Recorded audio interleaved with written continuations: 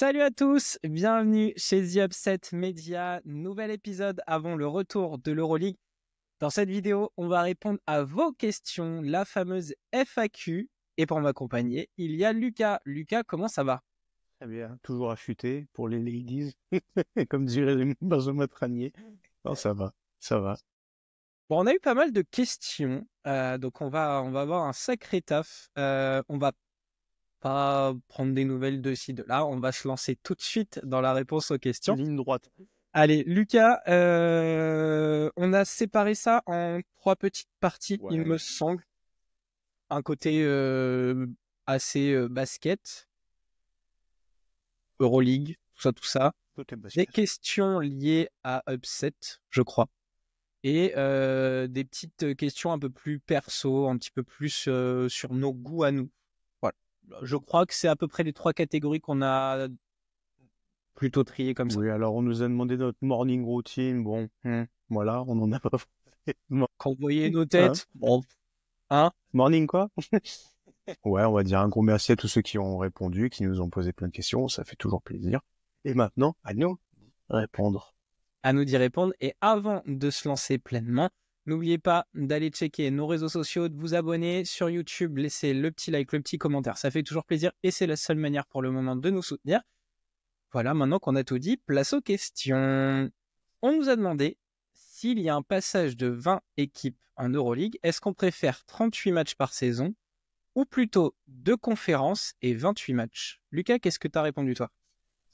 Idéalement, hein, aucun des deux, mais je vais pas commencer à la première question déjà, donc je dirais les 28 matchs, histoire de garder un peu de fraîcheur et d'avoir un calendrier beaucoup plus digeste, que ce soit pour le spectateur ou les joueurs. Mais je suis vraiment pas emballé par les deux initiatives, d'autant plus que c'est un peu ce qu'on a répondu sur l'épisode précédent. Je renvoie les gens s'ils n'ont pas vu la NBA Europe.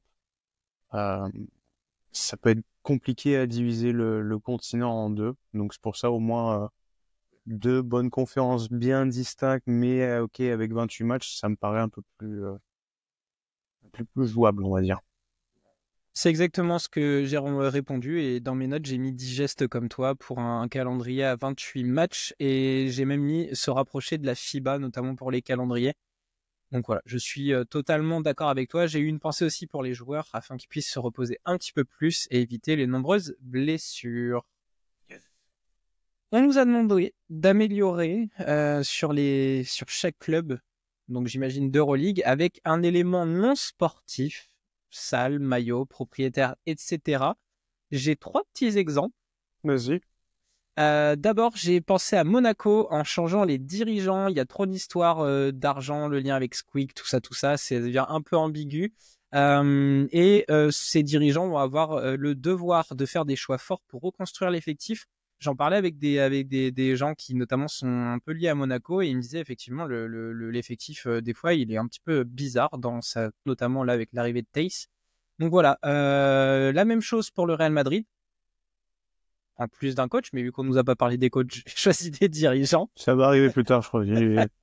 Et enfin, mon troisième exemple, c'était Paris, qui aurait besoin d'une communauté apaisée. Mais quand je dis une communauté, c'est au sens large, c'est-à-dire qu'elle soit pour le Paris Basketball ou contre le Paris Basketball, parce que de tous les côtés, ça va trop loin, malheureusement, parfois. Donc j'aimerais, autour de ce club, une communauté apaisée, parce que d'un côté, les fans de Paris sont souvent en train de bomber le torse, de l'autre côté, ça leur crache souvent dessus en disant, avec cet argument simple et débile, depuis le temps que ça existe, maintenant on devrait avoir passé un petit peu l'éponge, c'est le ah oui, mais le club, heureusement que le H. Bref, voilà, c'est toujours le truc un peu débile de la reprise de la licence. Voilà pour moi. Eh ben, écoute, Monaco, j'ai écrit meilleure salle et meilleure organisation.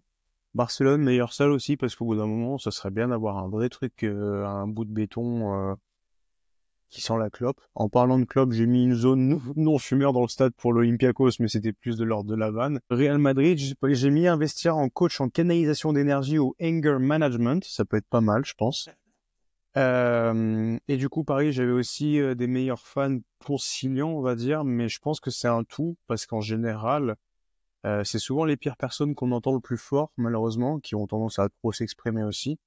Mais c'est vrai que ça dessert énormément. Mais on peut aussi parler, par exemple, d'une nouvelle fanbase de Lasvel qui a débarqué sur les réseaux sociaux et qui est un peu dans le même état d'esprit. Euh, Toi, en tant que fan de Limoges, même si c'est pas de l'Euroleague, je sais très bien que tu vois de quoi je veux parler aussi. C'est un peu un fléau partout, mais quand on vient d'arriver, on peut pas bomber le torse comme ça, d'autant plus que Paris, historiquement, dans le basket, ça a souvent eu cette historique à être créé, sorti de terre, et puis tout de suite, ça prend très vite le melon, et puis bah ça se casse la figure derrière, et puis ça recrée un truc, et puis voilà. Donc c'est bien d'avoir gagné l'Eurocup, c'est bien d'avoir fait une très bonne première partie de saison, c'est super ce que vous faites. Ah mais allez-y mollo un peu, hein, ouais, levez le pied quoi, vraiment. Parce que comme tu l'as dit, ça donne pas envie aux gens de d'interagir. Il y en a très peu qui ont interagi avec nous, que ce soit de manière globale sur les réseaux sociaux, de manière comment dire, Calme et discipliné. raisonné, calme, discipliné, ouais, peu importe le mot, mais c'est toujours dans l'excès et c'est aussi alimenté par les comptes officiels ou non officiels. C'est bien de vouloir choquer sur les réseaux sociaux, de faire du chiffre, mais on peut le faire plus proprement, je pense. Très bien. À moi, je te pose la question, selon vous, à quoi est due la réussite montante des Français en Euroleague? Et je crois que cette question nous vient de Monsieur Thierry, Oui, a.k.a. de chez Clutch Data. Clutch Data Boy. Bon, salut. Pour moi, alors je sais pas si tu me rejoindras, mais c'est tout simplement à leur propre travail qui leur permet du coup d'avoir des rôles très importants dans les meilleurs clubs en Europe. Je pense à de la longévité comme causeur avec tout le travail de Londres, des choix forts, personnels. Théo Malédon qui a fini par se dire je vais peut-être une chance de revenir là. Voilà, le travail de fond qui font tout au long de l'année. Et c'est surtout aussi un certain basket français qui se voit récompensé, voilà. Celui de la raison, on va dire, parce qu'il y a tout un tas de joueurs malheureusement qui tentent leur chance de l'autre côté de l'Atlantique et qui s'entêtent parfois jusqu'à cramer un peu leur carrière. Donc voilà, ça prouve aussi que on a un vivier incroyablement étendu et fort. Je vais te rejoindre sur plusieurs choses. Je trouve qu'on, une fois de plus, parle pas assez du fait que quand même beaucoup d'entre eux passent l'été en bleu. Et forcément, ça joue. On a encore vu le cas Gershon-Yabusele, Isaiah Cordigné, Mathias Le Sort pour ceux qui regardent pas forcément beaucoup l'Euroleague. Une éthique et une qualité de travail. Pour certains, un passage en NBA avec une perspective revancharde, le fameux chip on the shoulder de allez, c'est bon, j'ai bien ciré le bord maintenant, faut que je me bouge. Et je trouve que dans l'état d'esprit, alors ils peuvent être de sacrés clowns, des personnes hyper bavardes, mais sur le terrain, ils sont tous hyper appliqués, hyper taiseux, et c'est le basket qui parle avant tout. Je veux dire, il y a même des mecs qui ont un instinct de compétition poussé, mais ça les empêchera pas de, ok, bah il se passe ça, là, mais tu vois, c'est moi et je vais te répondre avec le cuir dans les mains. Et voilà, je pense que ça passe énormément par la formation, mais une fois de plus, tous les mecs auxquels j'ai envie de penser sur le moment ont tous eu de très belles campagnes avec les Bleus. Ça s'explique aussi. Romain, est-ce que tu crois à la possible NBA Europe et comment serait la cohabitation avec l'Euroleague? Alors, je vais pas m'étendre des heures. Il y a une vidéo dédiée Ouais, on l'a déjà bien fait. qu'on vient de balancer. Donc, allez voir un petit peu ce qu'on en pense en détail. Croyez-vous possible à cette arrivée? Oui. De toute façon, on va pas avoir le choix puisqu'ils sont déterminés à y arriver. La cohabitation avec l'Euroleague, en fait, je ne vois que deux solutions possibles. Soit la NBA l'impose à l'Euroleague et si l'Euroleague est pas d'accord, bah, ils iront se faire voir et potentiellement ils vont perdre leur club. Soit l'Euroleague va devoir réfléchir, mettre un genou à terre et accepter de se faire manger par la NBA, au moins pour la direction de la compétition. Pour la survie aussi, hein. Je pense que la relation dominant-dominé va arriver très vite. Dans l'intérêt du basket européen, du coup. On l'espère. Moi, j'ai très peu d'espoir quant à une cohabitation, ouais, pas politique, tu vois, mais qui porte ses fruits des deux côtés. J'ai bien peur qu'il y en ait un qui se fasse dégommer de toute manière. Lucas, en tant que média, quelles sont les stats qui nous intéressent le plus ou lesquelles on aimerait avoir? Là aussi, il me semble que c'était Thierry de Clutch Data qui l'a posé. J'essaie de me pencher de plus en plus sur les stats, mais une fois de plus, mon regard sur les chiffres ne bouge pas. Ça doit être un outil pour confirmer une pensée, une idée, mais en aucun cas ça doit être la première chose mise en avant. On voit beaucoup trop de gens sur Twitter nous lâcher des chiffres, mais les chiffres, c'est à nous de donner leur interprétation derrière, ou alors à nous d'avoir une idée et d'être appuyé par les chiffres. Et malheureusement, c'est un peu rare de voir du contenu de qualité. On va encore remettre en avant l'équipe de Clutch Data qui vraiment fait un super boulot de vulgarisation et d'animation, on va dire esthétique.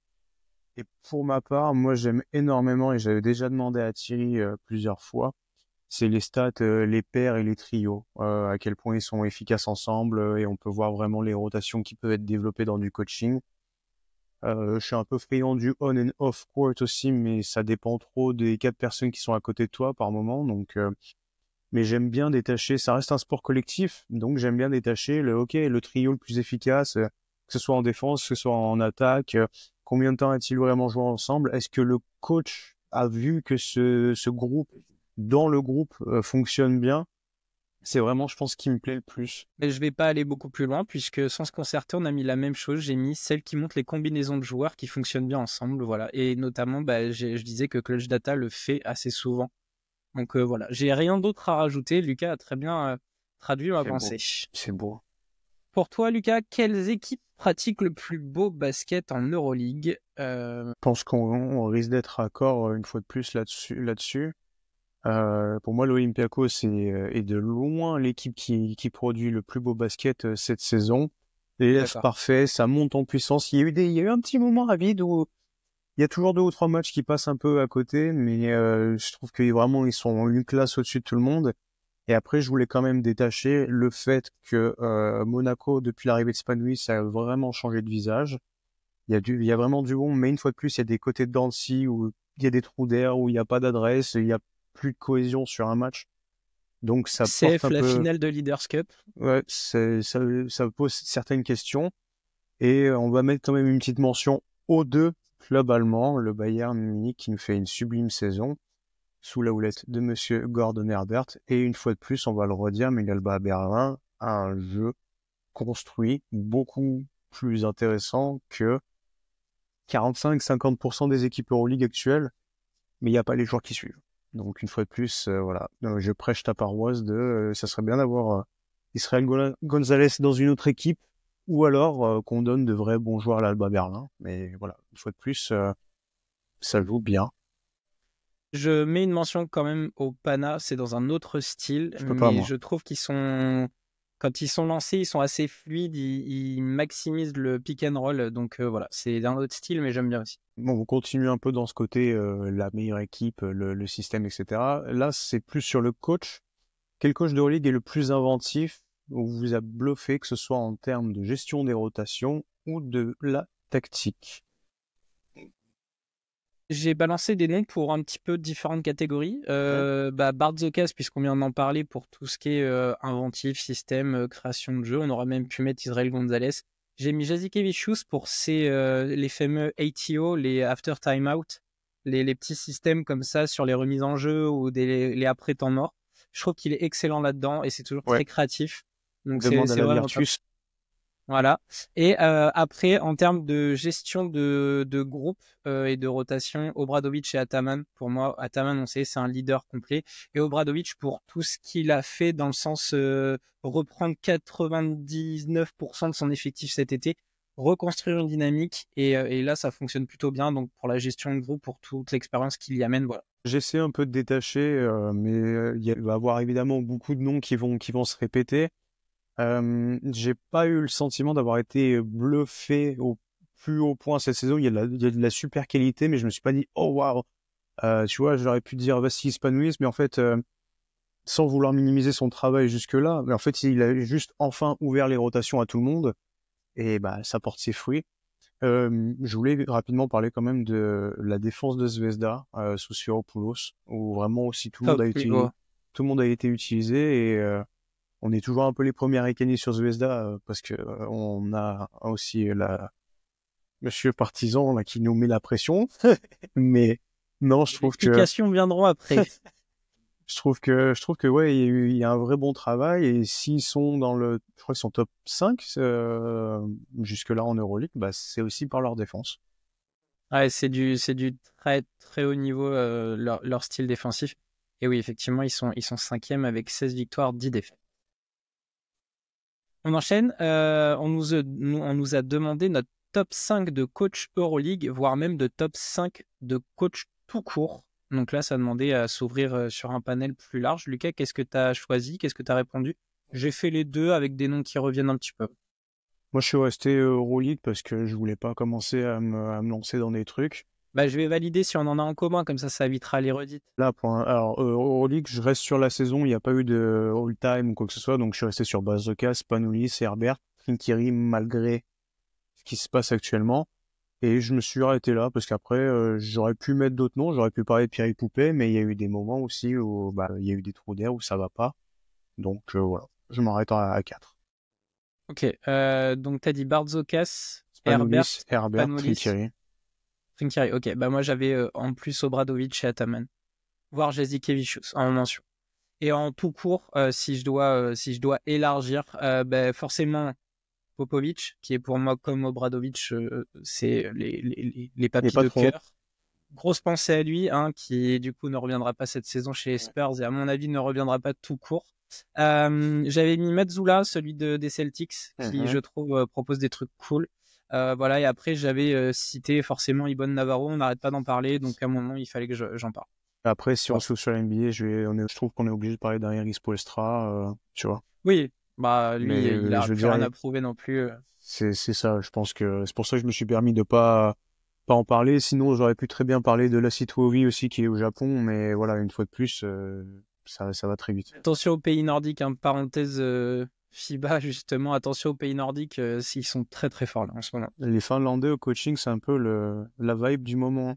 Ouais, ouais, ouais. En parlant de Finlandais, on a reçu une question. Que pensez-vous de Thiago Splitter, pardon, maintenant que la saison est avancée? Est-ce que vous voyez des forces et des limitations? On va mettre les deux pieds dans le plat à fond, les deux pieds décollés à la Cantona. Moi, je vois aucune nouveauté depuis le départ de Thomas Isalo. On savait très bien que il l'avait annoncé de toute manière en début de saison. Il allait reprendre le taf de base. C'est logique, t'as un noyau qui est construit. Il avait juste dit, je veux vraiment développer cette idée de, on va faire chier tout le monde, on va être le poil à gratter et compagnie. Eh ben moi, je vais pas dire surcoté, mais pour l'instant, je vois rien d'intéressant. Je m'attendais à rien et j'étais quand même déçu. Tu vois, c'est un peu, bah ouais.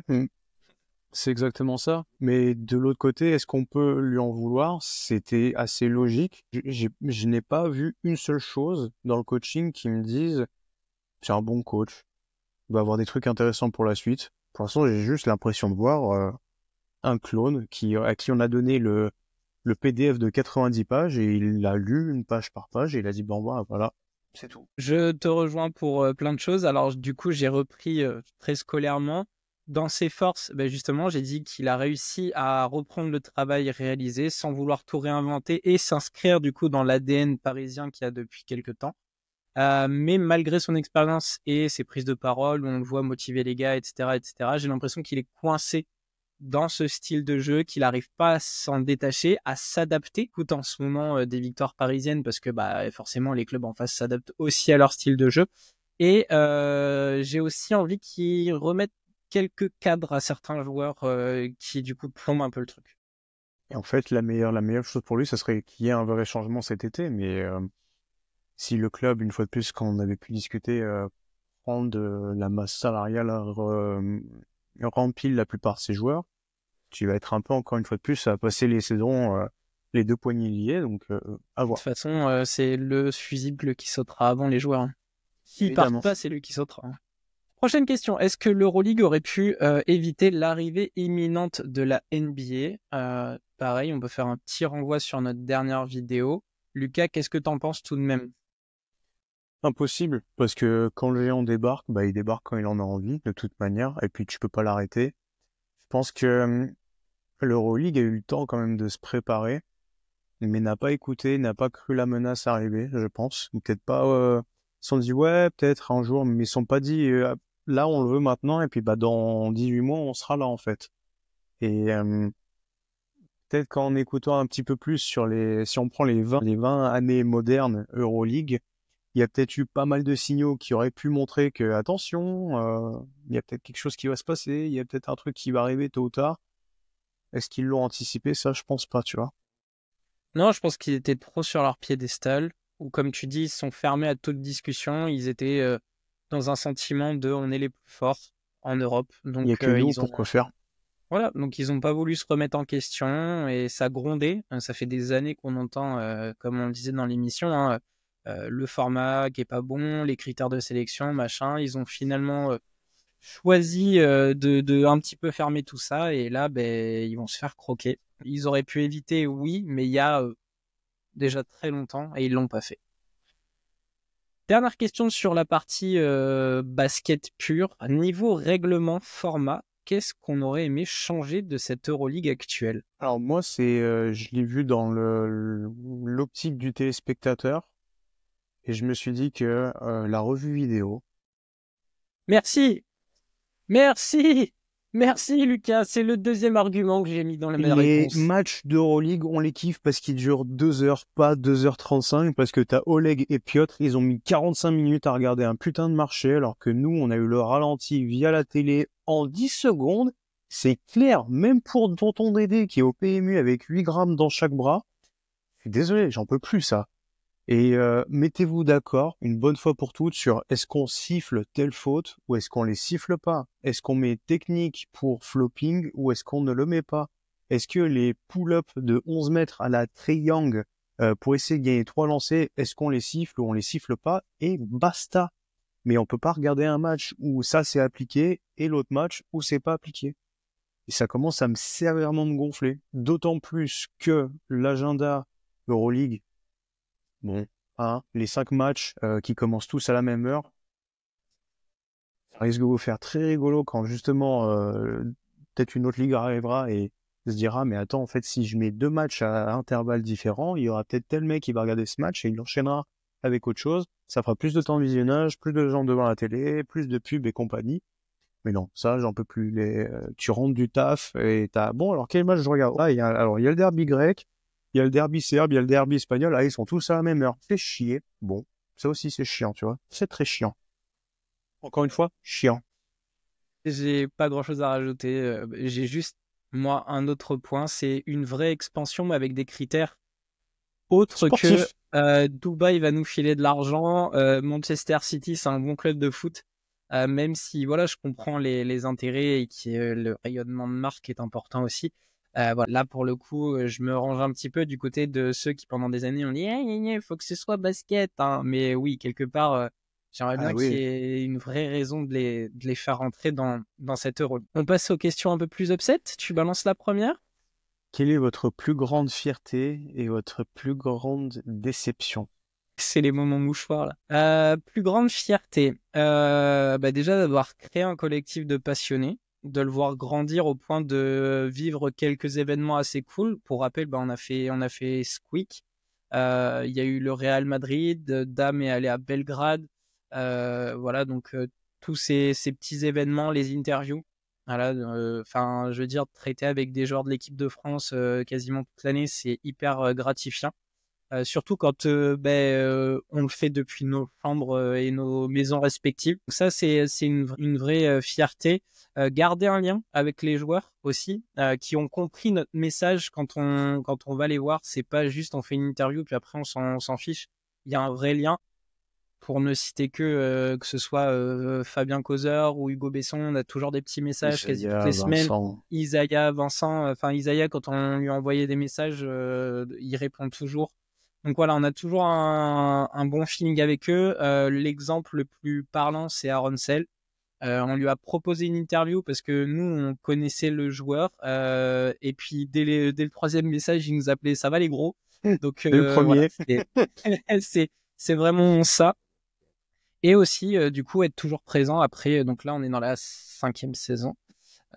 Quatrième ou cinquième? Quatrième saison. Voilà, donc être toujours là, présent, malgré tous les doutes que certains ont pu avoir sur nous. Et après, pas de vraie déception en soi, mais des petites frustrations. Le fait de ne pas pouvoir voyager plus, que ce soit pour aller visiter les salles, les pays, voilà. Et faire des interviews sur place. Combien de fois j'aurais rêvé de faire Vincent, Chima, mais à les avoir directement devant nous. Donc Dame a réussi à avoir Fabien en direct parce qu'ils sont à peu près du même coin. Voilà, donc c'est des petites frustrations, les occasions manquées pour moi. J'aurais aimé accompagner les gars à Madrid, à Belgrade, etc. Mais pour différentes raisons, j'ai pas pu y aller. Donc voilà, j'ai pas de vraie déception, mais des petites frustrations. Pour ce qui est de mon cas, la plus grande fierté, c'est vous. Non, je suis d'accord avec toi aussi. Les personnes qu'on a pu interviewer, les moments passés ensemble, qui ont peut-être plus de valeur au final parce qu'on est loin et qu'on reste aussi interposé par écran, mais du coup, ça renforce la nécessité de communion, à mon avis. Sur le plan personnel, la plus grande fierté, c'est peut-être d'avoir pu aider la chaîne à grandir dans le sens où on a chacun amené un peu notre truc.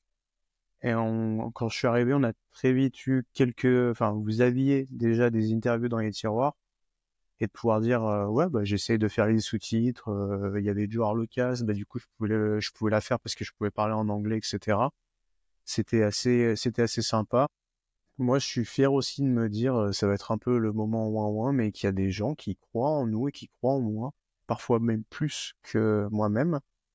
Et ça va rejoindre aussi la déception, mais elle est personnelle, du coup, elle est en dehors de The Upset Media, mais logiquement, elle est connectée, c'est de pas avoir pu rester autant de temps que je voulais à l'Euroleague, pour des raisons dont je crois avoir déjà discuté, donc je vais pas les répéter.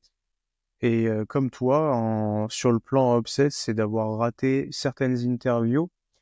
Pas forcément de pas avoir pu aller serrer la main à Fabien Causer et la faire au bord de l'eau comme Dame a pu le faire, mais en fait, vous vous rendez pas compte du nombre de gens avec qui on est en contact, où quelque chose doit se lancer, et malheureusement, parce qu'un tel est pas là, tel truc est si, machin, on va encore le dire une fois, hein, Andrew, désolé, une fois on devait faire un format avec toi, on n'a pas pu. On devait avoir Lucas Dussoulier juste après la médaille pour le 3 contre 3, bah ça s'est pas fait. Qui c'est qu'on n'a pas eu? Enfin voilà, il y a beaucoup de monde et en fait, peut-être que les gens se rendent pas compte. Déjà, ça prend du temps d'aller les contacter ou d'aller se dire est-ce qu'on pourrait avoir tel ou tel gars, de leur écrire, de se mettre d'accord, parce qu'il y a 14 000 calendriers à devoir aligner. Et en fait, quand il y a une interview upset qui sort, il y en a peut-être en fait 15 ou 20 qui ont foiré.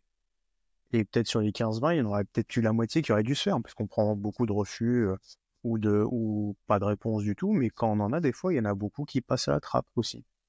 Et ça, on s'en rend peut-être pas assez compte. On passe à la question suivante. Je vais te la dire. Est-ce qu'il y aurait des options pour échanger avec nous sur un canal? Non. Ouais, on a tenté l'expérience, ça n'a pas été fameux pour différentes raisons. Cantona 2.0, là, hop, les deux pieds dedans.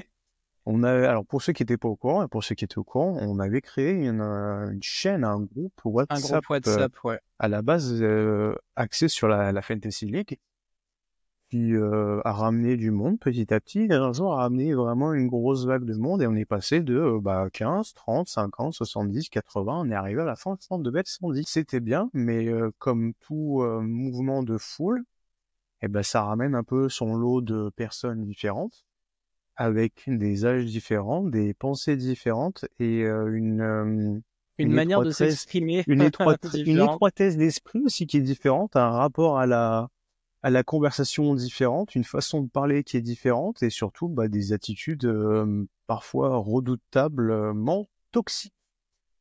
On ne donnera pas de nom, on ne donnera pas plus de raisons, mais il y a beaucoup de personnes qui oublient le fait qu'on se connaît pas en fait. On se connaît pas, je ne sais pas qui tu es, tu ne sais pas qui je suis. Ne parle pas comme ça, que ce soit directement à nous, voire même à d'autres personnes. C'était dans la limite du respectueux et c'était pas la raison pour laquelle la chaîne, le groupe WhatsApp s'est fermé. Mais du coup, c'était une bonne expérience de se rendre compte qu'il y a des gens qui en valent forcément la peine. Et il y en a énormément d'autres qui ont amené leur lot de toxicité et qui malencontreusement ont poussé beaucoup de personnes aussi à se taire, à arrêter de parler ou à venir nous dire en DM oh l'ambiance elle est plus folle, moi j'écris plus trop, il y en a qui sont partis au final on a tiré tirer l'expérience de tout ça et voilà. Moi, honnêtement, j'aimerais bien revoir l'idée, mais personnellement, je sais que je ne lancerai pas l'idée parce que je vois pas. En fait, ça reviendra. C'est un phénomène social et pas envie. On passe déjà beaucoup de temps à s'occuper de nos vies perso, à se donner dans ce projet-là. C'est pas pour faire le CPE, tu vois. C'est bon. C'est ce que j'allais dire, c'est qu'on a déjà tellement de trucs à traiter, upset et hors upset, que si en plus c'est pour gérer une cour de récré, non merci, quoi. Mais ça veut pas dire qu'on ait fermé la conversation non Ah plus. oui, non, bah non.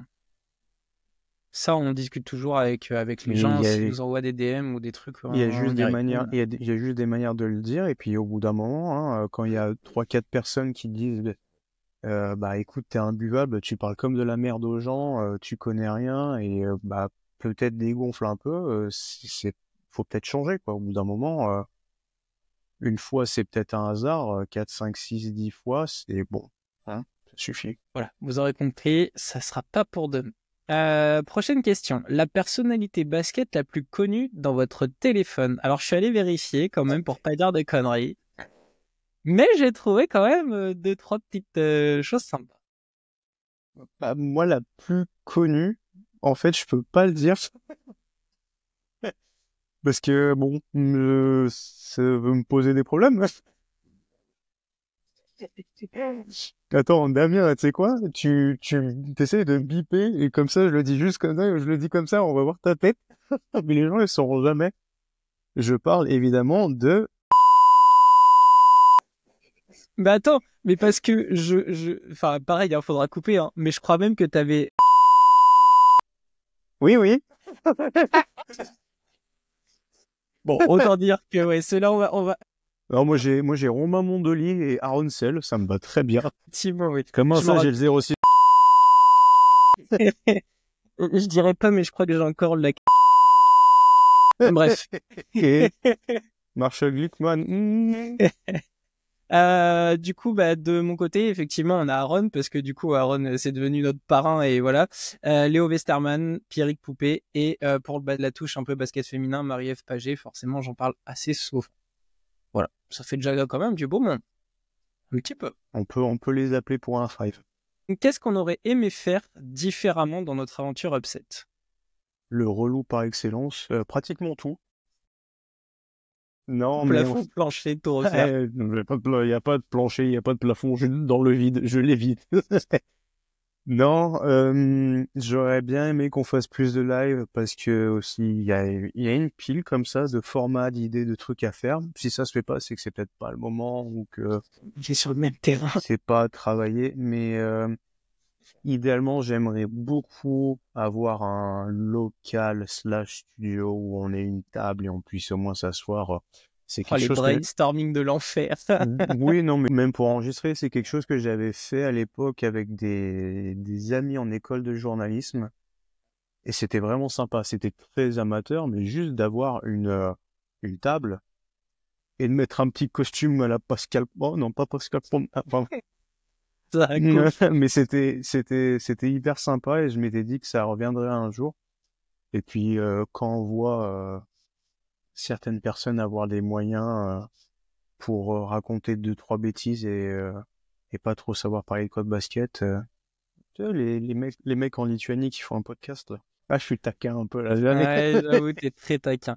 Bah, de mon côté, dans ce qui est du contenu, peut-être traiter le basket européen avec un angle un peu moins scolaire qu'on a eu à nos débuts.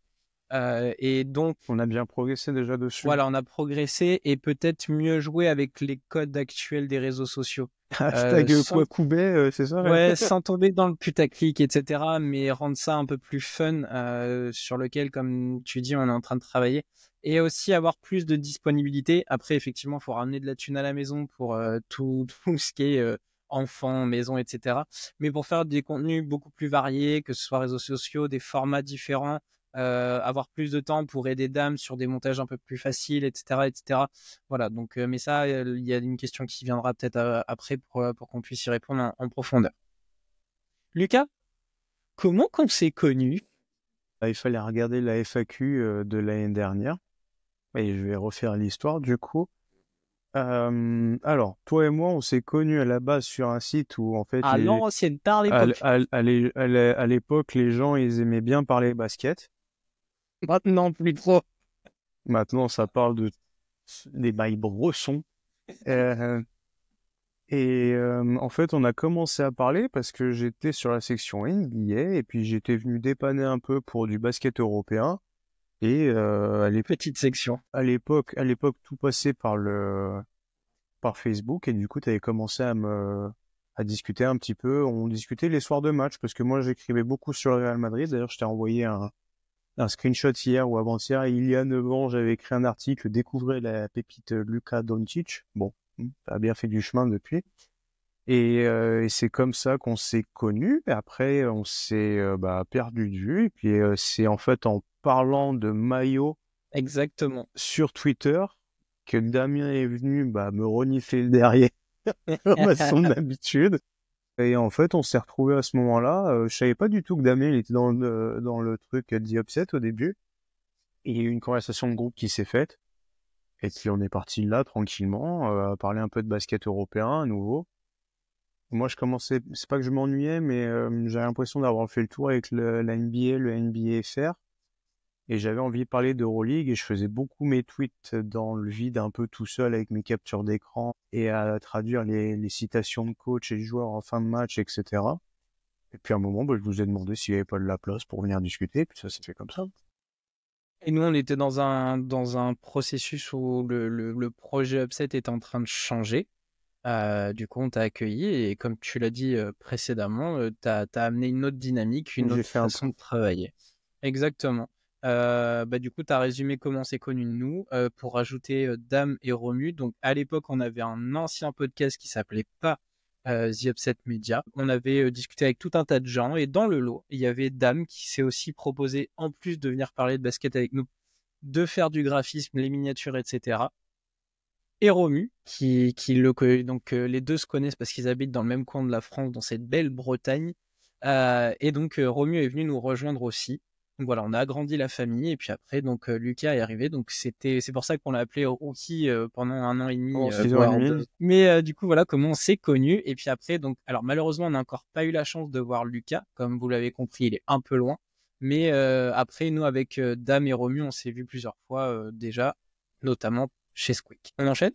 Avec quel média slash chaîne on aimerait faire un featuring? Je vais te laisser répondre du coup. Et du coup, j'en ai trois et deux et demi. Trash Talk, on vous le cache pas, on leur a demandé pour parler notamment de la NBA Europe. On voulait créer un pont entre nos deux mondes, la NBA et le basket européen. Malheureusement, pour des questions d'emploi du temps, ça ne s'est pas fait, mais ils ont eu la gentillesse et vraiment la classe de nous répondre. Donc peut-être que dans un avenir, on y arrivera. Moi, mais ça, on en a parlé tous les deux déjà. Il y a Rémi Reverchand avec qui on veut discuter parce que ça a l'air d'être un nice guy et qui connaît hyper bien le basket Lakers. dans sa globalité. On pourra faire un épisode spécial Lakers dont si vous voulez.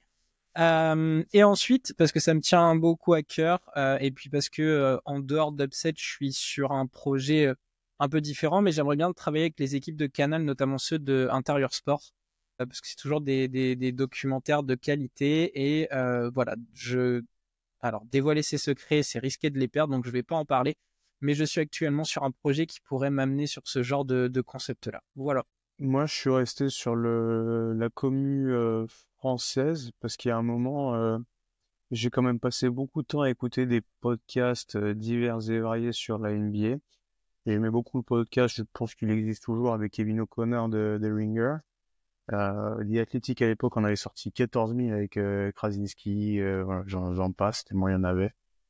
Évidemment, Trash Talk, qui est la référence, on va dire, en France. Moi, je me souviens avoir ouvert quand même mon compte perso Twitter à l'époque pour pouvoir interagir avec les gens qui regardaient le Hoopcast à l'époque, Ouais. avec Alain Mattei, Erwan Abotet et Thomas Dufort, et du coup, des petits passages de Steph Brun. Alors, si je peux faire une petite parenthèse, c'est dommage qu'il ait changé de sport, mais Alain Mattei, c'était quand tu voulais à l'époque. Franchement, j'adore ce qu'ils font. Et aujourd'hui, si vous êtes fan de NFL, Touchdown Actu, magnifique. Ouais, il avait fait le podcast 48. Je sais pas si tu avais vu à l'époque aussi, où il interviewait des acteurs du basket. Il y avait eu Georges Eddy, Marie Patrux et compagnie.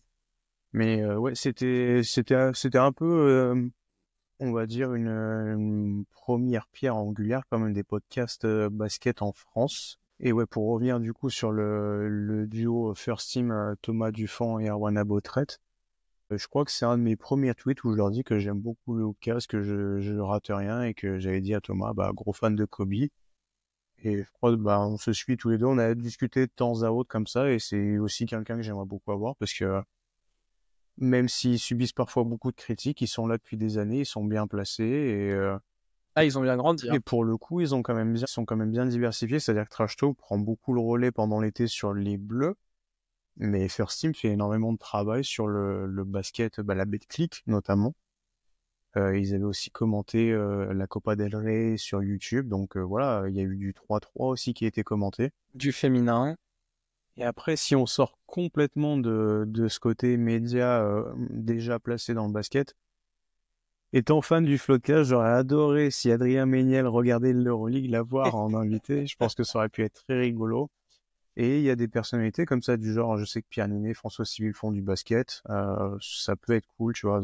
Ragnar Le Breton, je pense qu'on peut rigoler 5 minutes Euh, avec lui. Ouais, ouais, en À fait, l'époque, tu vois, si on sort personnalité, j'avais demandé au rappeur Medine de venir parler avec nous. Donc ça s'était pas fait non plus sur une question, mais il avait aimé, il m'avait envoyé un petit message. en vrai, n'importe qui, hein, évidemment, il faut qu'il y ait le basket un peu en commun, mais moi, tout me va. En fait, à partir du moment où on parle de basket, c'est toujours un plaisir, quoi. Bah, alors je m'étais démené, j'ai jamais eu de réponse. Encore une fois, une petite occasion me manquait, mais dans une interview un peu hors basket, mais qui en parlait quand même, j'avais tenté Étienne Capou, le joueur de foot qui a joué dans des grands FSC, clubs, etc., et notamment à Toulouse, qui m'a permis de c'est bien que t'aies dit, c'est récupérer. bien que des grands clubs et Toulouse, quand même. Allez, c'est un grand club pour les sortir, les beaux joueurs. Attention à ce que tu dis sur le TFC. Et Mais c'est Librock comme ça que Forever. j'avais récupéré son numéro. Malheureusement, j'ai jamais eu de réponse, mais voilà, on m'avait gentiment filé son numéro et son mail. Et après, juste pour terminer cette question, j'aimerais beaucoup que les clubs s'ouvrent plus aux personnes qui font du contenu. Pas forcément nous, je veux dire, qu'il y ait cette démarche plus en plus ouverte. On en a parlé quand même. C'était un peu notre râle d'énervement l'année dernière de, putain, vous vous rendez compte quand même, le Real Madrid nous répond un dimanche au téléphone alors qu'on a pu contacter l'ASVEL 14 millions de fois, jamais avoir de réponse. Et je veux dire, c'est la même chose. On a essayé d'avoir Strasbourg. Il y a peut-être une jeune pépite. Chaud. Il y a peut-être une jeune pépite qui joue en Eurocup, qui joue bien cette année, qui bon le. Hein, voilà. Bah, j'attends que l'agent lui demande encore, alors que le joueur m'a dit oui, hein. On a vraiment comme envie pas de ratisser large, mais de présenter beaucoup de choses, tu vois. Moi, j'avais demandé à Ron, est-ce que ce serait possible qu'il vienne nous faire un ma vie de GM, un de ces quatre. On avait essayé d'avoir des arbitres français, alors que c'est Maxime Boubert et Mehdi Difala. On veut pas que des joueurs, on veut des acteurs. Des acteurs du monde du basket. Donc, franchement, si on a, je sais pas, un mec qui fait une des mascottes à un de ces quatre, on a un arbitre, on a. Un assistant. En vrai, c'est voilà la Un démarche, agent. J'aimerais bien faire un agent, mais c'est pareil, ils ne comme répondent pas sport, toujours. comme sport et compagnie. Ah, ils sont occupés comme nous, hein, plus que Oui, nous. mais bien sûr, on comprend totalement. Puis ils en ont rien à péter de nous. Ils ont les choses telles qu'elles sont. Voilà. Et je crois que c'est. Question suivante. Alors on est où? Oui, je suis perdu. Oui. Quels sont vos objectifs dans 3 ou 5 ans? Ne pas s'arrêter de grandir, hein, continuer de voir Upset et notre projet avancer. Et même si je dois mettre les termes, que ça devienne sérieux au point d'être rémunéré un petit peu. Je dis pas que dans 3-5 ans, c'est notre boulot et on vit d'Upset, ce qui, je pense, n'arrivera pas tout de suite. Mais au moins que ça nous permette de voyager un peu plus, justement par rapport à ce qu'on disait tout à l'heure, au moins qu'on puisse voyager, faire des événements, aller à Dubaï pour voir un Final Four, voilà. Et aussi pour investir dans du matériel pour qu'on se développe encore plus, encore plus, encore plus. On parlait de live tout à l'heure. Mais voilà, faire grandir, que ça devienne une structure un peu plus forte et voilà. Et donc, par conséquent, garder une place dans le paysage du basket européen. Au vu de ce qui se passe sur les réseaux sociaux, va falloir jouer des coudes. Et aussi, mais ça, je pense que peut-être que tu partageras l'idée, passer aussi sur de l'écriture de quelque chose. Beaucoup de choses. Moi, j'avais réduit à, je crois que j'avais déjà répondu à ces questions de la même manière, mais vivre du basketball Oui, d'une clairement, manière, voilà. d'une manière ou une autre. On s'est L'écriture jamais toujours. caché tous les deux que ça devait être un objectif pour nous. Mhm. Et, et après, personnellement, enfin, ça sera pour le groupe, mais personnellement, si un jour je pouvais avoir interview canapé d'un de mes deux joueurs préférés, Sergio Llull. ouais, je pense que, comme je l'ai dit, hein, si ça devait arriver un jour, après je peux crever tranquille, le plus tard possible. Ça, tu sais, il y a un membre dans l'équipe qui va forcément tomber sur ce passage-là de la vidéo. Tu sais à quel point il est capable de tout, donc Mais est-ce qu'il a autant envie, te dire est-ce qu'il que a envie de me faire crever? C'est ça la question. je sais que ça arrivera. Dernière question sur la partie un petit Il y en peu a deux encore. upset. J'en ai raté une. Bah, on va y arriver, je te la remettrai au pire si tu loupes une. Ok. À quand un regroupement upset média avec toute la communauté?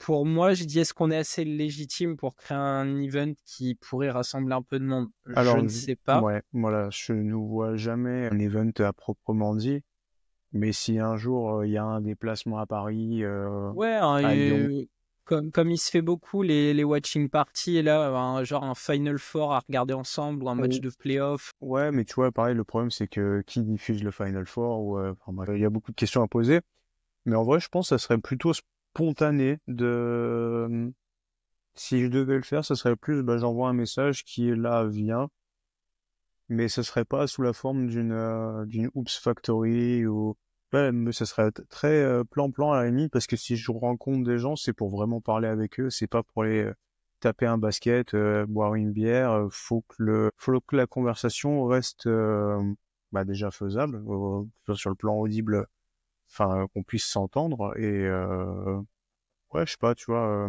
j'aurais aimé donner un exemple, mais tu vois, si Beaublanc était ouvert avec un musée ou quoi que ce soit, tu dis bon, bah voilà, tel jour on se réunit, on y va tous et on fait le tour du stade et puis on blablate ensemble et puis après peut-être que dans la finalité, tu regardes un match, tu bois une Ça limonade, un pourrait se faire. panaché.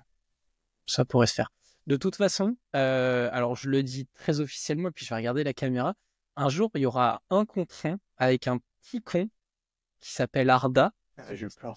qui arrête pas de me dire que je suis vieux. Donc, il va falloir remettre deux, trois trucs en place. Donc ça, Ses un jour, vous l'aurez. articulations notamment.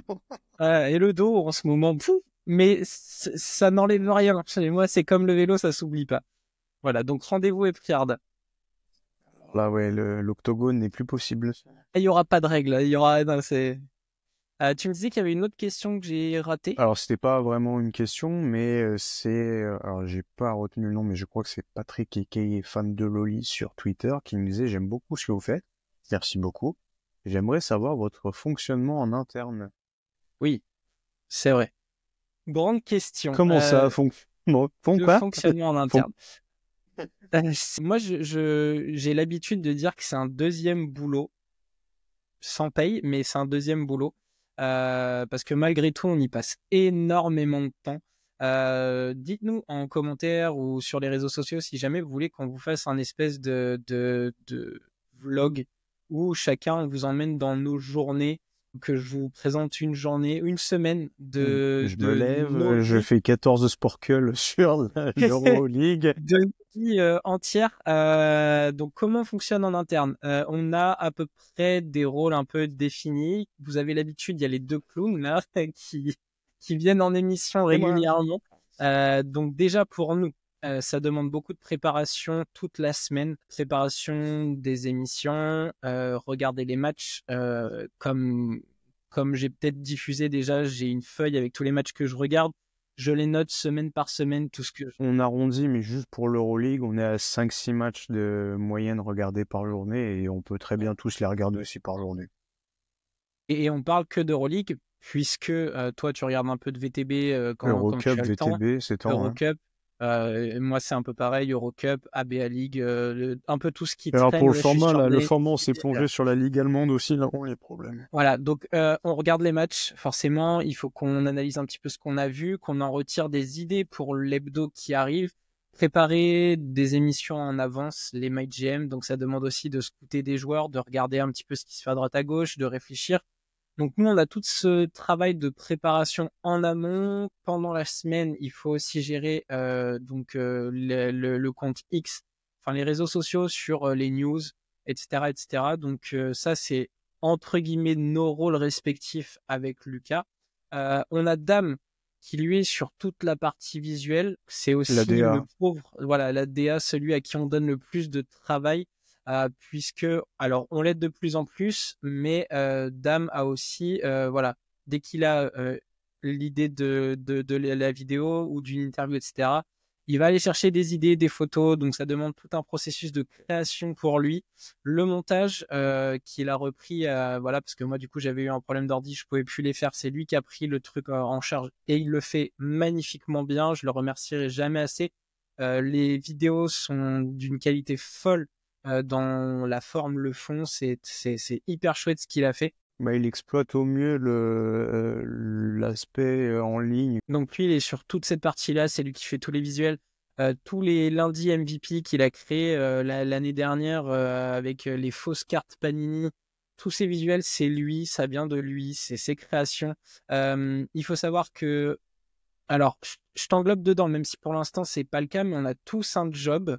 Voilà, donc là, Lucas, il est en transition, donc pour l'instant, il a rien à Transition l'instant T. professionnelle. Voilà, à l'instant T, il a rien, mais on a tous des jobs. Là, je peux t'exclure, mais on a tous des enfants aussi. Euh, qui sait, peut-être qu'il y aura un enfant upset bientôt, on sait pas. Hein. Je veux pas balancer de rumeurs, mais on l'espère, on croise les doigts. Voilà, on a tous des familles, tous des boulots. Donc pareil, Dame, il a 40 000 idées, mais il a aussi son rôle de papa, son rôle de mari, et son propre truc à vivre parce qu'il fait du basket à côté.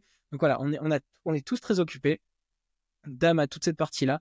Et il y a Romu. Alors Romu, vous le voyez moins souvent depuis un petit moment, c'est parce que son boulot lui demande beaucoup, beaucoup, beaucoup de temps. Il est D'énergie. souvent en déplacement, d'énergie, etc. Lui aussi, il est papa, il a 2 enfants. Il a une femme qui a un autre travail qui demande beaucoup de temps, donc il est obligé d'être au relais de sa femme. Donc, vous le voyez moins souvent, mais il est avec nous dans le groupe en train d'échanger. Il nous amène des Toujours infos, derrière. il nous amène des trucs. Voilà, il amène plein de choses et voilà. Donc, on a ce fonctionnement-là, comme je vous ai dit. Donc, Lucas et moi pour tout ce qui est ce que vous voyez en émission, toutes les conneries qu'on peut Nous, on fait dire, un peu analyser. le day-to-day et on a Damien qui fait vraiment la DA et ouais, voilà. Ouais, Voilà. Donc c'est un petit peu notre fonctionnement en interne avec une conversation WhatsApp qui ne s'arrête jamais. C'est du 24-24, 7 jours sur 7. Pour l'anecdote, hein, quand je vous dis qu'on s'arrête jamais, c'est-à-dire que ben, quand ma fille va au lit, généralement, il y a mon téléphone pas loin après la lecture et il y a le et match ça qui part. tourne un soir d'Euroleague, voilà, où ça parle, ça échange. C'est du 24-24, en plus de nos tafs et de nos vies perso. Je crois que j'ai bien résumé la chose. Plus ce qu'on vous disait aussi, toute la partie contacter les clubs, les agents, les joueurs pour essayer d'avoir des interviews. Donc les messages se démultiplient, etc., etc. Les idées, hein, une fois de plus. Exactement. Question un petit peu plus fun et axée sur nos goûts perso. Lucas, ta première vraie émotion Euroleague?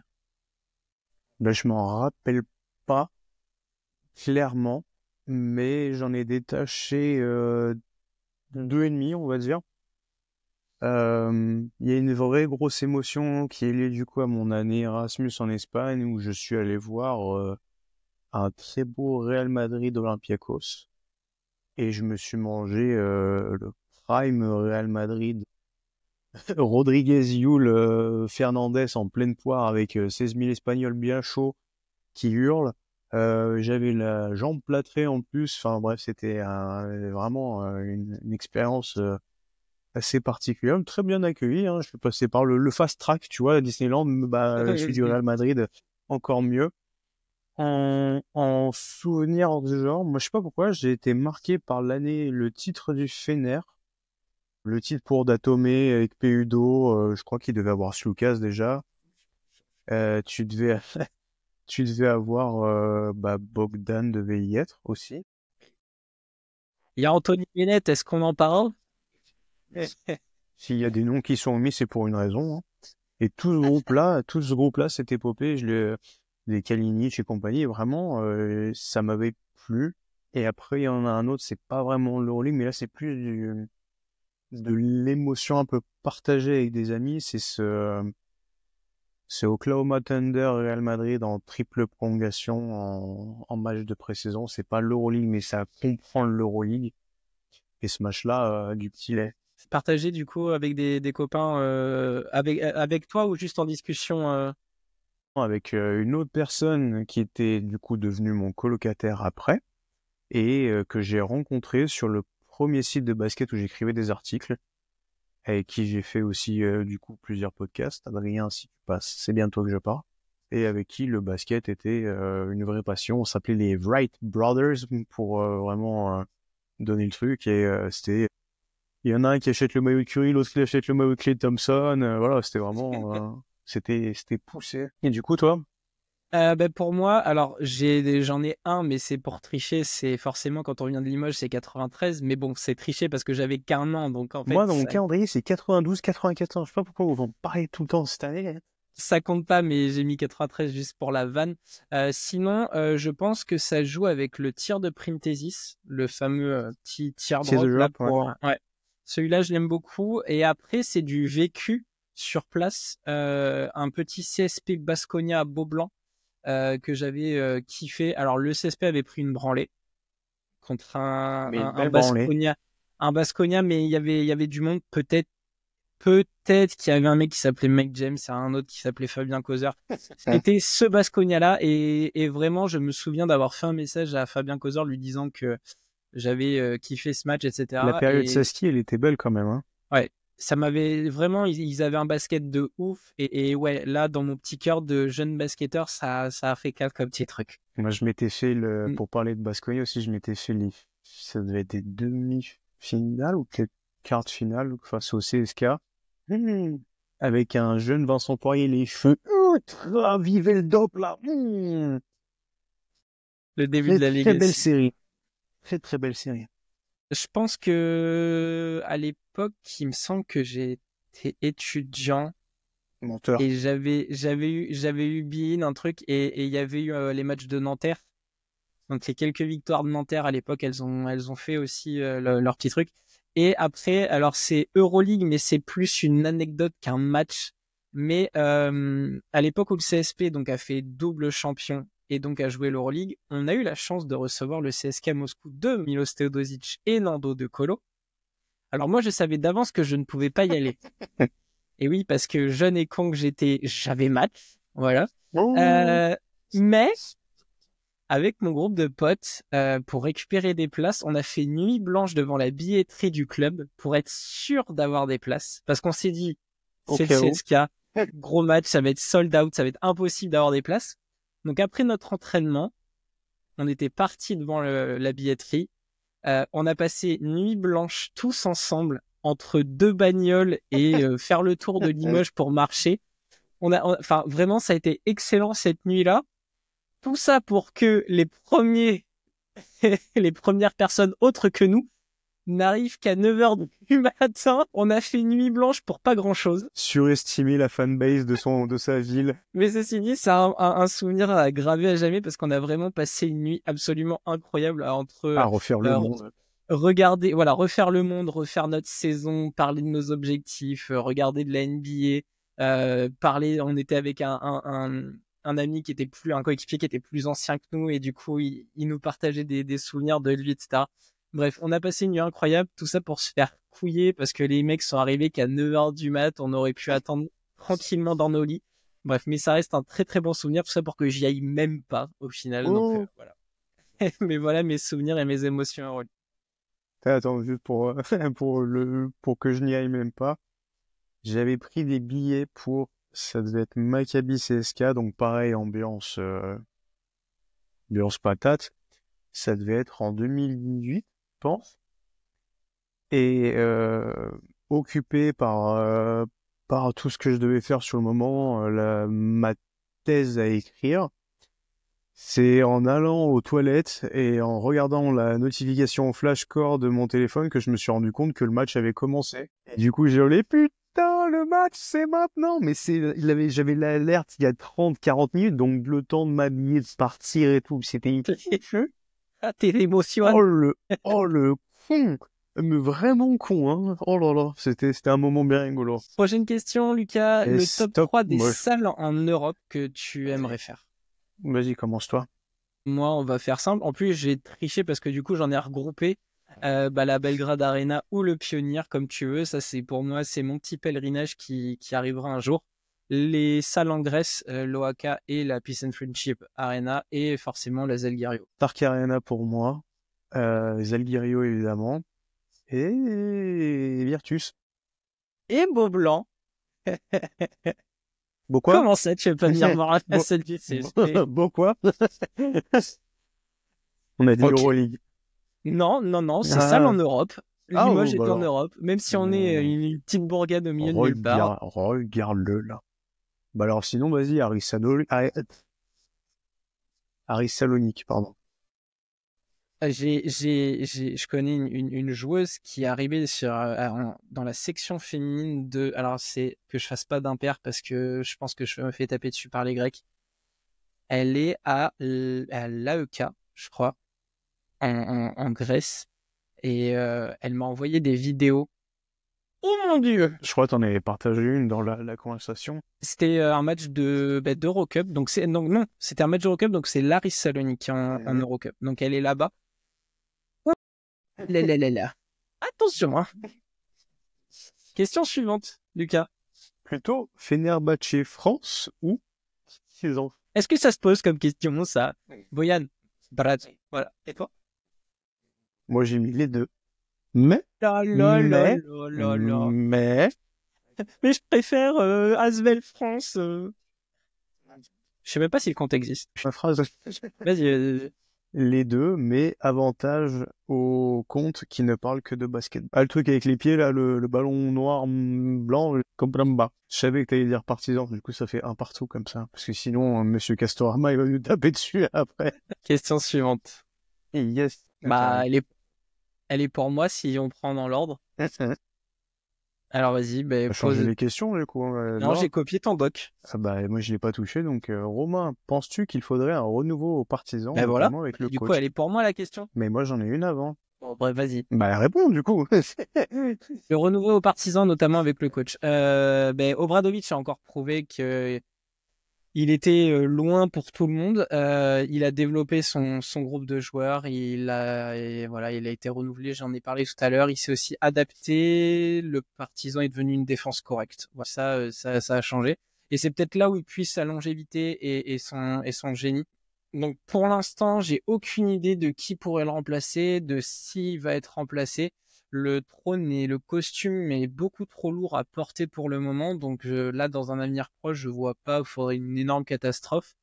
Mais oui, le club doit y penser, parce que déjà, Obradovic est plus tout jeune, mais oui, il va falloir y penser, et je pense que le jour où il arrête, ça tourne une page aussi globale du club, et c'est pour ça, les dirigeants, va falloir qu'ils y réfléchissent. Des fois, il y en a un, il parle un petit peu trop, donc voilà, c'est eux que je vise en premier. Moi, ça me concerne pas, du coup, je réponds pas, mais... Très bien. Non, les questions qui te concernent, comme ça, on passe, la vidéo va être déjà assez longue, je pense. Donc. Lucas, notre joueur préféré en activité. Ah ouais, donc t'as vraiment sauté une question, quoi. Ah ben peut-être, mais vas-y, pose ta question, du coup. 14 000. Eh ben vas-y, réponds-y. L'argent. C'est triste à dire, mais je pense que les bonnes saisons de l'Asvel se terminent toujours par le même cycle, c'est-à-dire que si des bons joueurs se sont montrés, ils vont partir ailleurs vers de meilleurs horizons, et c'est en partie parce que l'enjeu sportif, mais aussi financier, ne leur permet pas de garder un noyau. Timothée Luwawu parti, Yabusele est parti, Marcos Knight parti, Okobo parti, William Howard parti, bref.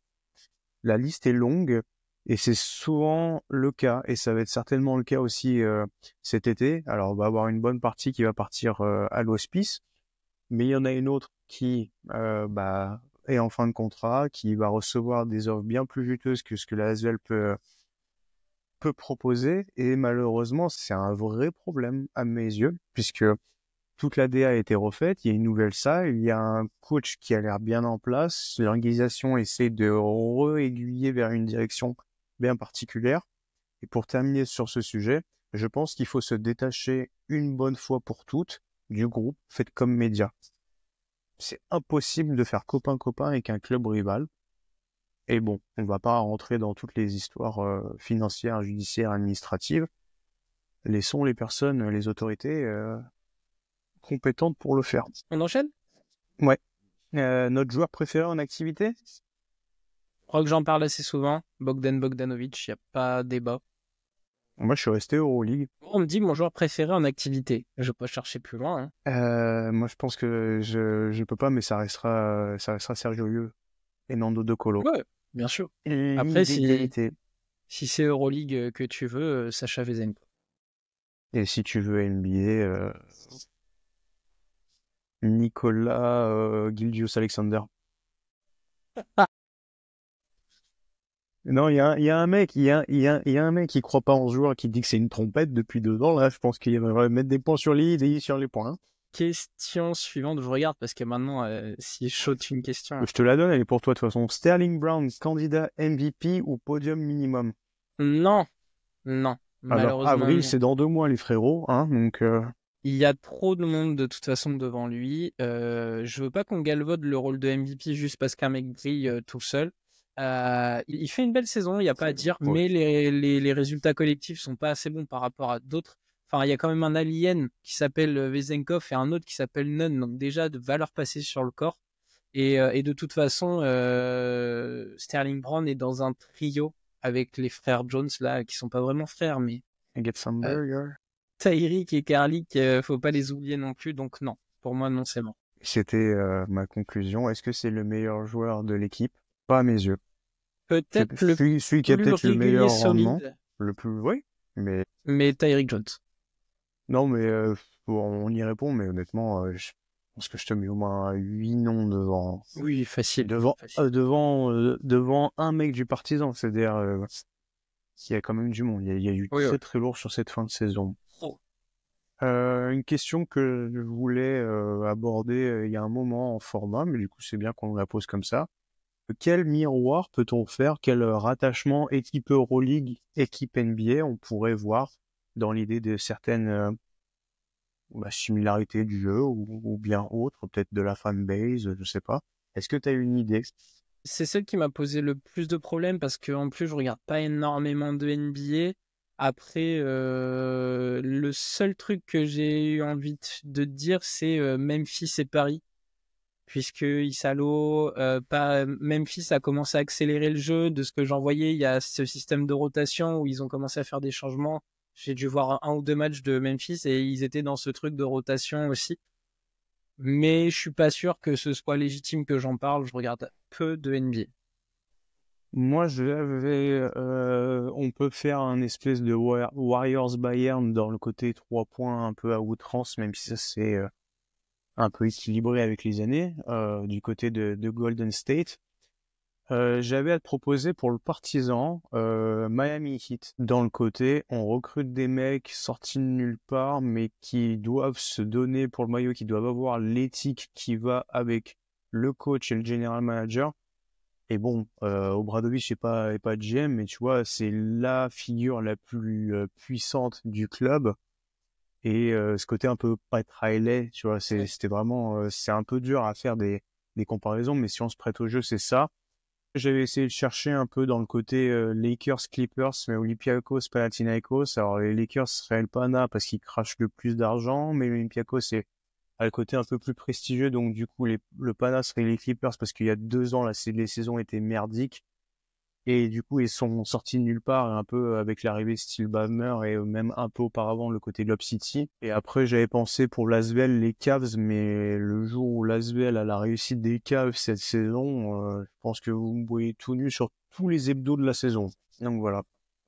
Exercice difficile, c'est vrai qu'il faudrait peut-être qu'on prenne un peu plus de temps pour développer cette question. Donc, C'est hyper compliqué. ouais, on va se la garder dans un coin de la tête pour peut-être un format différent. Lucas, le plus gros coup de cœur et la plus grosse déception de la saison. Plus gros coup de cœur, moi j'ai évidemment Théo Malédon pour ce qu'il arrive à faire. Et logique, c'est le merci pour tous les bons moments. Et en fait, une fois de plus de ce que j'avais dit, je sais plus dans quel épisode, mais il emmène vraiment, c'est un tout quoi. Ouais. Me trompe, peut-être, c'est peut-être Pierrick, enfin je veux dire, c'est peut-être juste toute l'équipe en elle-même. Mais il radie tellement et après j'avais quand même un petit PS Sacha Vezenkov en tant qu'étendard du basket qu'on aime pour la technicité, le peu de dribble collectif, oh là là, le retour du roi comme t'aimes bien le dire. Et déception, je pense qu'on fera possible de faire pire que ce que fait le Real Madrid cette saison. Mais si, en fait, il y a l'Euroleague avec sa décision du Final Four à Abu Dhabi. À Dubaï, ouais. De mon côté, j'ai mis Malédon aussi. Je l'ai raccroché à un Pierrick Poupé, parce qu'en plus, on a eu la chance de le recevoir, mais ça a été un vrai vent frais pour l'Asvel et ça fait du bien. Et en déception, j'ai mis 2 clubs, Milan, Maccabi. Non pas que j'en attendais grand-chose, mais tout de même. Et Franck Ntilikina. Ouais. Mais pourtant, t'en as peut-être pas beaucoup. Si, trop de ballons pour un mec qui devrait pas en avoir. Là, je trouve qu'il s'est trompé de rôle et puis là maintenant il est entre les blessures et Dwayne Washington qui lui a su saisir sa chance. J'ai l'impression que Ntilikina c'est tout le temps pareil, si on a beaucoup d'attentes, on espère beaucoup et puis il laisse filer le truc. Je lui souhaite le meilleur parce qu'après il y a des contextes différents, ça on oublie, mais voilà. Okay. Romain, quel joueur aimerais-tu voir aux Partisans et quel autre joueur tu ne veux plus l'imaginer être aux Partisans? Ma plus grosse envie, c'est un Isaiah Cordigné qui aurait de quoi devenir un chouchou du public parce qu'il a tout, il a la rage, les émotions quand il fait une grosse action. Oh, le Quand je vois la Lundberg Virtus, Cordigné. le retour, mais du coup, ouais, je verrais bien un Isaiah en mention, un Moussa parce que j'aime beaucoup le joueur, un Toko parce que c'est un dur au mal et Tyson Ward parce que je suis fan. Moi, ça me plairait. Et dans ceux que je veux pas voir, c'est tous les gars, Mike James, Mirotic. De toute façon, Mirotic, il reviendra jamais, il a trop peur. Mais ouais, les Mike James, les Mirotic, je suis pas fan dans mon club de cœur. Oui, vas-y. Ah non, non, non. Le joueur et le club que vous détestez le plus au monde, il y a bien écrit avec justification. C'est tellement difficile d'en venir à détester quelqu'un. Ouais, ça je l'ai noté moi aussi. Moi, j'ai pas cette notion. C'est vraiment, j'aime pas. Il y en a 2 que je n'aime pas. C'est Draymond Green et Patrick Beverley parce qu'on s'invente pas la bad boy attitude comme ça. Et non, je suis désolé, mais ça passe pas. Ça passe vraiment pas. Il y a eu un moment où j'ai vraiment aimé Draymond Green parce que je pensais que ça pouvait vraiment être le joueur qu'on pensait revoir. Tu vois, le Boris Joesque final avec de la vraie défense. Non. Et pour ce qui est Euroleague, une fois de plus, personne que je déteste, mais j'aime pas Elijah Bryant et j'aime pas le Panathinaikos. Ouais. Et pour la simple et bonne raison que c'est ce que j'ai expliqué l'été dernier ou débrief du Final Four avec Aaron. Les trucs avec du pognon, ça, non. Alors, je m'y connais, hein, fan des Lakers, cracher de l'argent pour rien, oui. Mais non, je suis vraiment pas fan. Et l'attitude d'Ataman, Giannakopoulos, le manque de respect parfois. Mais ça va aussi des fois dans l'attitude de certains clubs dirigeants, que ce soit serbes, turcs, grecs, peu importe. Mais eux, je trouve, sont très bons pour ça récemment. Je reprends tes mots. J'ai mis le mot détester est un peu fort dans mes notes parce que bon voilà.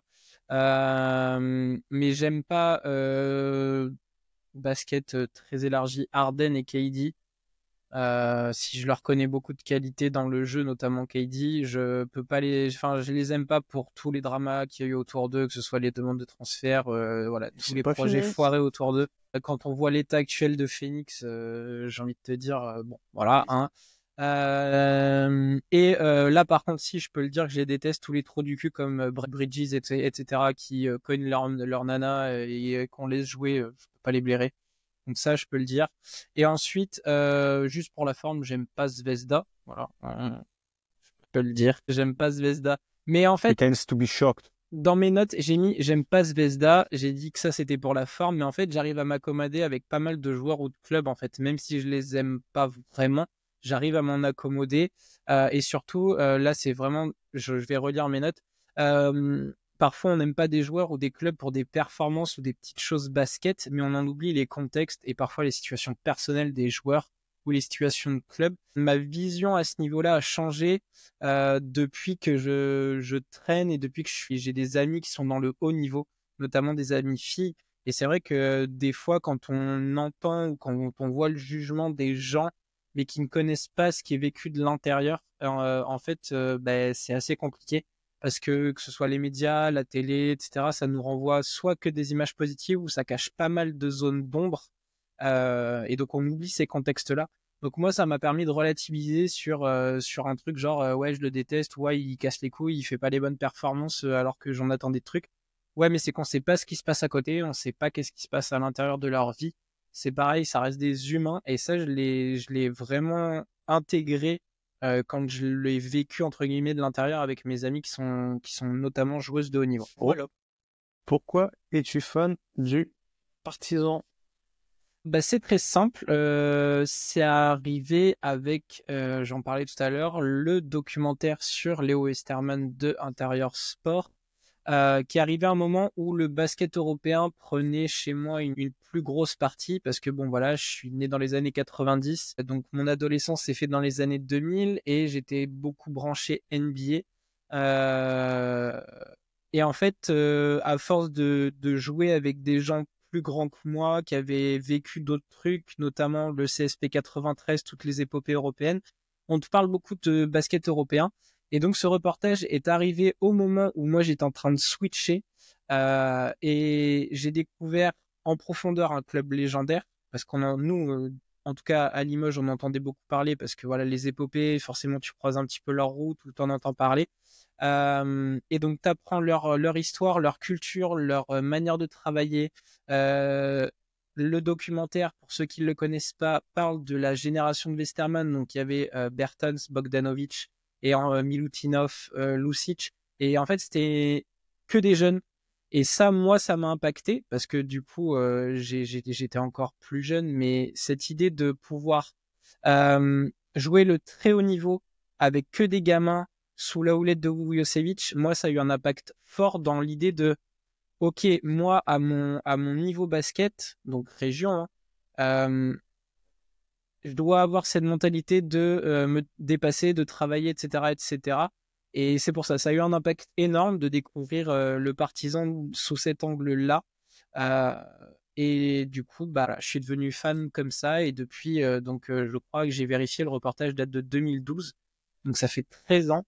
Et ben, depuis, je suis les aventures du Partizan. Alors au début, c'était compliqué parce que t'as pas forcément les chaînes ou les accès pour suivre. Mais après, j'en parlais assez avec Boyan, l'aventure BCL. Et depuis, je regarde quasiment tous les matchs. Bon. Si ça te va comme réponse. On te pose la question à toi, Lucas, de pourquoi toi, tu n'es pas fan de Chus Mateo. Je suis déçu du commentaire de la question parce que je pensais avoir souvent répondu à la question quand même. Et je trouve que Chus Mateo est une personne qui ne gère pas son effectif, ne gère pas les égos de son effectif et n'est pas du tout charismatique. Et je pense que beaucoup de personnes mettez cet effectif à Israël Gonzalez et regardons ce qu'il aurait pu faire. C'est une personne qui s'est reposée sur des acquis de joueurs et malheureusement, c'est un peu décevant de voir que t'as une Aston Martin dans la main, mais tu roules comme si c'était une exam électrique. Il a fait concis, clair, J'ai précis. essayé, ouais. Il y a pas mieux pour parler de Chus Mateo. On arrive sur les deux dernières questions, je crois. On On nous demande notre top 5 des joueurs les plus surcotés actuellement. Le moment de tirer des bastos. Moi, j'en ai plein. Et J'étais scolaire, j'ai fait 5 et j'ai 2 mentions, si on doit ouvrir un peu les esprits. 1, 2, 3, 4, 5, 6, 7, 5 et 2 mentions. Ok. Pas mal, on a fait pareil. Je te propose un ping-pong de voir si où tu veux justifier tes mecs un par un. On peut balancer, on justifiera certains choix après. Hein. Je suis à peu près persuadé qu'on doit en avoir 3-4 en commun. Allez, vas-y, commence. Alors, je vais parler de Monsieur Willy Hernán Gomez. Hein, Ah, je l'ai pas. ouais, je m'attendais à ce que tu aies pas, mais quand t'es payé plus de 2 millions l'année, c'est un argument infime. Un mec avec des mains pareilles qui n'en fout pas une de... Barcelone a des soucis, hein, d'effectifs, et Peñarroya se dit quand même... Moi? Oui. Vraiment ping-pong? Alors, attends, je vais essayer de pas tout dévoiler. Eh ben tiens, tu m'as parlé de la raquette. J'ai mis, en tout cas pour cette saison, Ça veut dire que je l'ai Walter pas. Tavares. Je l'ai pas. Tu l'as pas? Mais ça aurait pu, hein. Voilà, pour tout un tas de raisons, on en a parlé, son comportement, bref. Lonnie Walker. Ah ouais, bah je l'ai pas mis. Tu vois, t'es peut-être allé fouiller un petit peu. Lonnie Walker, je l'ai mis parce que les gens ont beaucoup trop parce qu'il a mis des gros dunks et machin, et un jour il a mis 30 points. Mais regardez le usage rate, regardez le niveau de déchets, Collectif. la défense inexistante, le poids lourd que c'est devenu. Oh non, le mec prenait un tiers du volume de tir et c'était catastrophique. Et en fait, je l'ai mis surcoté parce que j'ai vraiment été épuisé de certains commentaires sur les réseaux sociaux à le faire passer pour ce qu'il n'était pas. De ouais, il est trop fort et tout. Non, j'ai beaucoup de problèmes. Je deviens aigri à ce sujet Tu deviens vieux. avec le temps. Un vieux con. Des mecs qui sont trop forts parce qu'ils mettent plein de points. Ouais. Mais les mecs qui mettent plein de points mais qui prennent pas un rebond, pas une passe et qui shootent à 38% au tir, non, arrêtez, j'en peux plus. Un jour, on fait découvrir Devon Hall. C'est de toi, je parle, ouais. Pour te répondre. Et après, tu reçois des messages un matin. Putain, Martin et Marson, c'est un bon jeu. Vous en pensez quoi?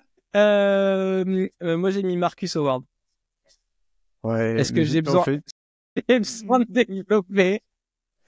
Juste, si vous êtes dans le coin de Baskonia, de Vitoria, etc., planquez-vous, on sait jamais, il y a peut-être un tir, une balle perdue. Je l'ai même pas mis parce que je pense que tout le monde s'est mis d'accord qu'il était nul cette saison. Donc j'ai même pas vu l'aspect surcoté.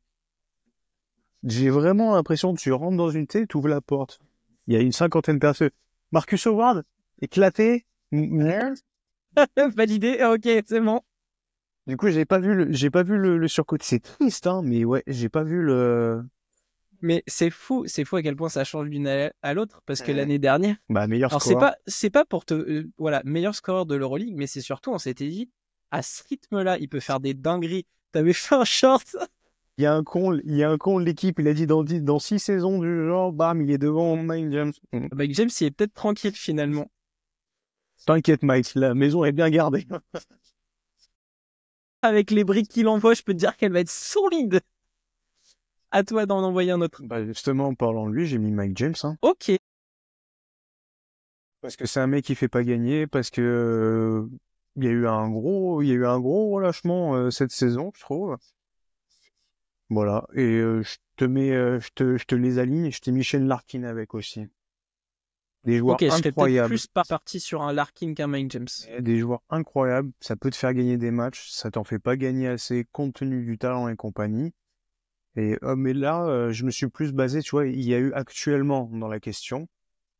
Bah, on s'est quand même dit, je sais pas combien de fois ces saisons, putain, Anadolu, ça joue bien, en fait, quand c'est Thompson, Poirier, et dès que Larkin y rentre, ça va pas. Et on remet sur le plat les embrouilles avec Mijatovic, qui est du coup toujours dans l'organisation parce que t'écoutes bien tes joueurs.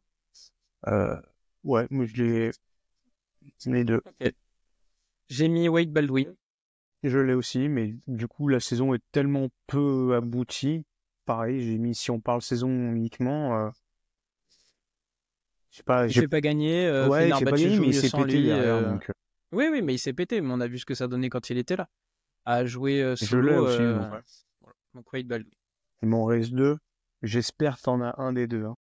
Vas-y, balance. Moi, j'ai Kevin Punter. Hein. Alors, je l'ai pas mis, Mais parce qu'on l'envie m'aurait dit, bon, et encore, lui avec le Kevin Panther. Mais l'envie était là. La semaine dernière, il a mis 24 et 28. Du coup, tu t'es dit, bon, allez. Du coup, pour éviter Panther, j'ai mis Lorenzo Brown. Ouais. Bah, après, c'est un peu comme Marcus Howard, c'est tellement nul cette saison que... J'étais tellement déçu déjà l'année dernière. Ça a été renforcé par le fait que Baldwin s'est blessé et qu'il n'a même pas été capable de reprendre ses responsabilités. Qu'en fait, je suis resté sur cette mouvance-là de ça va être claqué. Il y aura Nunn, Grant et Slucas devant. Donc ouais, mais ça peut, hein. Mais Kevin Panther, ouais, il y a... Ah, il est loin le début de saison où je disais, attention, hein, ça peut faire fort. Hein. Et il y a un mec, il a dit, putain, peut-être MVP, hein, si Barça se joue bien. Bah, du coup, Barça, ils ont perdu. Et Panther qui joue comme un pitre. Et Penaroya qui va sauter bientôt. Une pensée à l'ancien coach. Et le dernier, une fois de plus, hein, je n'adhère pas du tout au style de jeu pratiqué. Je n'adhère pas du tout au traitement médiatique qui veut en faire ce qu'il n'est pas du tout. J'ai un compte Twitter qui nous a mis des petites vidéos de toutes les attitudes dégueulasses de joueurs NBA, mais vraiment à se jeter, à chouiner, à râler, à insulter les arbitres. On a le lip sync, en plus, c'est dans notre langue. Monsieur, Nadirifi. Ouais, je l'ai aussi. Mais en fait, tu vois, c'est comme ce que je disais tout à l'heure. Je peux pas détester le mec. Non, mais par contre, là, je peux détester la bulle qui est autour. Hein et dedans, on englobe les attitudes, les médias, le machin, le COP etc. Parisie, c'est ça, oui. Mais même au-delà, c'est plus large encore. Il a du talent, il est sur une pente comme ça dans sa carrière. Mais à un moment donné, il faut aussi remettre les choses en perspective. C'est que la fameuse phrase « il vit pour les caméras », c'est que tu as l'impression que un shoot simple, un lay-up simple, ça n'existe pas et qu'il faut chercher toujours l'action de ouf. Puis ouais, il pourrait mettre 10 points à 8 sur 55, qu'on dirait oh, quel joueur. J'ai du mal avec ce traitement-là. Le diffuseur principal en France qui hurle à chaque action. Il y a des mecs qui jouent super bien, on les entend pas hurler et pourtant ils font des trucs de malade. Hein.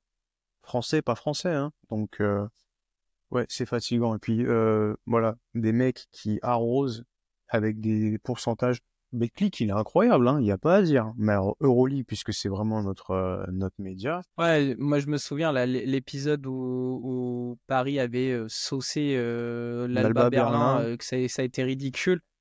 Qu'on arrive encore à trouver des gens, malgré les airballs, malgré les shoots hors timing, etc., qui essayaient de défendre l'idée que c'était bien. Non, stop. Donc je pense qu'on a donné nos noms, les 2 mentions. Moi, c'est bon. Toi, tu les as donnés, tes 2 mentions? Ok, d'accord. Moi, pour m'ouvrir un peu hors Euroleague, il y a 2 gars que je trouve surcotés, Zion Williamson et Lofton Jr. Ah, ces 2-là, à un moment donné, il va falloir qu'on arrête. Là, j'ai encore vu aujourd'hui, Zion, il a perdu du poids. Attention, il a jamais été aussi en forme de sa vie. Allez, ça dégage, terminé. Et puis l'autre, bon, lui, par contre, lui, je pense qu'il a encore pris 20 kilos.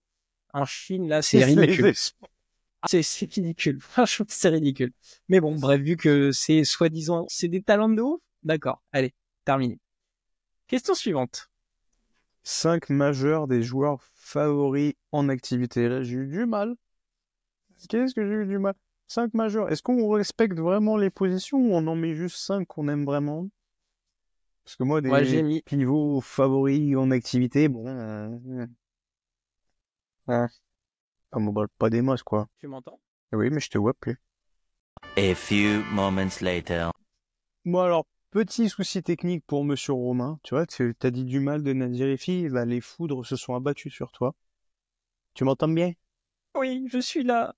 Désolé. Alors, Monsieur Romain Mondoli, 5 majeurs des joueurs favoris en activité. Alors, qu'est-ce que c'était dur? Lucas en 1, Bogdanovic en 2. J'ai triché. Ouais, Sacha Vezenkov en 3. Ouais, D'accord. j'ai Ouais, triché ouais. parce il faut placer 2 Gugus à l'intérieur. Très bien, je vais tricher fort aussi, t'inquiète pas. Va. Et après, j'ai mis le duo Le Sort Jokic. Ok, bah ouais, toi t'as pas respecté l'Euroleague du tout, quoi. Et moi, on m'a dit joueur favori en activité. Mais oui, mais Désolé, ils jouent au basket, ceux-là. on est un média Euroleague en plus, t'es de mauvaise foi, t'as de la chance, la caméra se soit éteinte. Je t'ai écrit en rouge, ne me mets pas Bogdanovic. Qu'est-ce que tu fais? Est-ce que c'est Voilà. toi qui as posé la question? Non, tu n'interprètes pas. On m'a Non. demandé mes 5 favoris. Fort bien, fort bien. Voilà. Faisons tel quel. Du coup, on peut mettre les morts aussi, parce que je mets Kobe Bryant dans ce cas-là. Hein. Non, bah ils sont vivants, les miens. Bah, il est toujours en activité, il peut pas chier. Il est sur une île avec Tupac et Elvis Presley. Et Michael Jackson. Du coup, moi, je vais me faire un joli petit backcourt Sergio Llull, Nando De Colo, tant qu'à faire. Et je vais mettre Nigel S. Davis.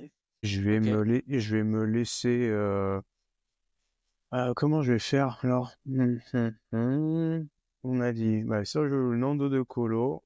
Du coup, je vais le caler comme ça. Il y aura Luka Doncic en 3, Nigel S. Davis en 4. Et en 5, il y aura Nikola Jokic aussi. Ça va, c'est pas mal. Et en sortie de banc, Xavier Moon et Shai Alexander. C'est plutôt mignon comme équipe, ça. Ouais, je pense que ça gagne 2-3 matchs. Ça peut se faire. Très Mais bien. la liste était longue. C'est donc Bon, comme bah ça voilà. que se termine cet épisode. Une belle FAQ bien longue. Je m'occupe du coup On de est à l'outro parce que toi, t'es 1h30. 1h30. Pas mal. Petite pensée pour Damien, un maximum de pouces, de commentaires. Merci Damien, hashtag bravo Damien. Pour Alors, le vous ne me voyez montage. pas, mais je fais les petits pouces en l'air quand même. Alors moi je te vois, mais bon, tu mens. Je le sais. Merci à tous d'avoir suivi cet épisode. N'hésitez pas à liker, partager. Vous pouvez d'ores et déjà commenter pour un futur épisode, peut-être cet été, pourquoi pas. Carrément.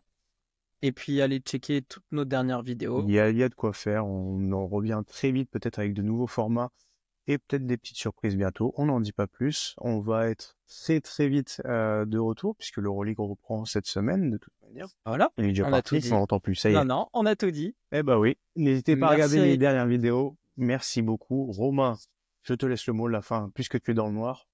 Eh ben, à ciao. Et puis, regardez du basket avec passion encore et encore. Ouais. Allez, ciao, ciao. Ciao.